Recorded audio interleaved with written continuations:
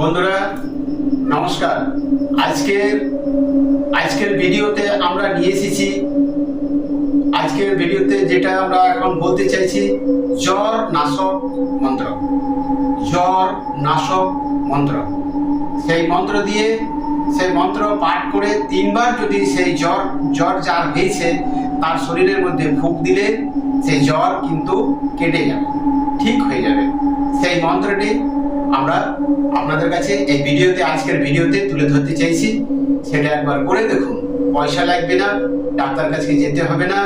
ঘরে এই মন্ত্রটি পাঠ করে একটা ধূপকাঠি জ্বালিয়ে মা শ্মশানকালের নাম করে যদি এই মন্ত্রটি আপনারা 3 বার বলে জ্বর ব্যক্তির শরীরে ফুঁক দাও, তাহলে জ্বর নাশ হয়, জ্বর শেষ হয়ে যায়, জ্বর ভালো হয়ে যায়। যার জন্য বন্ধু আমি মন্ত্রটি বলছি, ধ্যান সহকারে দেখুন আর একবার প্রয়োগ করে দেখুন, তাহলে বুঝতে পারবেন কি যে আজ আমি এই ছোট এক তান্ত্রিক আপনাদেরকে ভালো জিনিস দিলাম না খারাপ জিনিস দিলাম। তাই জন্য বন্ধু একটা খাতা কলম নিয়ে বসুন, কিংবা ভিডিওটা ভালো করে চেক করে দেখবেন যে মন্ত্রটি আমি বলছি আজকের, সেটা হলো জ্বর নাশক মন্ত্র, জ্বর ভালো হওয়ার মন্ত্র। ঠিক আছে, তা আপনারা ধ্যান সহকারে দেখুন আর ভিডিওটা লিখুন।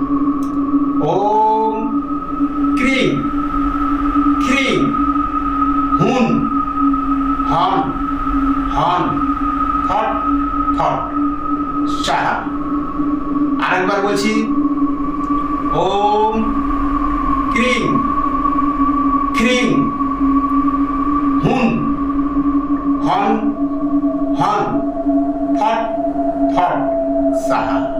এই মন্ত্রটি বলে 3 বার জ্বর ব্যক্তির শরীরে ফুঁক দিলে জ্বর ভালো হয়ে যায়। পরীক্ষা না করলে বন্ধু, দেখে না চেষ্টা করলে, না দেখলে বুঝতে পারবেন না। শুধু ভিডিও দেখে গেলেই হবে না, একটা দুটো পরীক্ষা করে দেখুন। নমস্কার।